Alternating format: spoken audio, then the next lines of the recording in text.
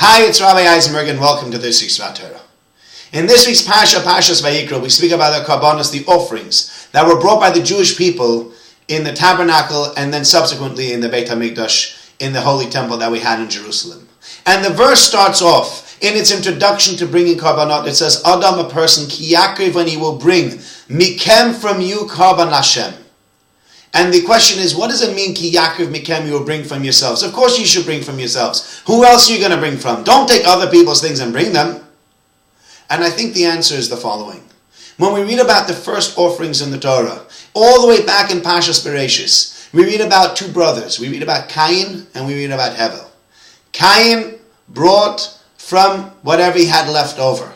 Cain had bits and pieces left over, and he brought the rubbish, so to speak, to God. Hevel also brought an offering. Hevel copied his brother Cain, but Hevel changed things. Hevel didn't bring the rubbish. Hevel brought the first, and he brought the best to Hashem. And Hashem accepted Hevel's carbon, and he did not accept Cain's carbon. And Cain was very, very upset about this. And God says to him, if you wanted to bring better, I would have accepted your carbon also. It's all up to you. It's nothing to do with me. And the Torah is trying to tell us over here, Adam, a person, ki yakriv mikem, if he will bring from yourself. Do you know what it means to bring from yourself? Take something that belongs to you. Take something that you feel is yours. Not only the rubbish that you have that you're willing to get rid of anyway. Take something of value, something that you really feel is important. And when you give that to Hashem, then HaKadosh Baruch Hu looks at it and then Hashem says, wow, that's a karban Hashem. You take something that you feel is yours and that you're willing to give over to God. That's truly a karban Hashem. When it comes to giving, I was recently having a conversation with my brother-in-law. And he said, you want to talk about true giving. True giving is not giving what you have extra. That's also giving. But it's not on the same level as giving where it hurts. Giving something where maybe sometimes you can't afford to give as much and you give it anyway. Maybe you don't always have the time to invest and you invest the time anyway. Maybe you don't have the emotional energy to give everything that this needs and you give it anyway.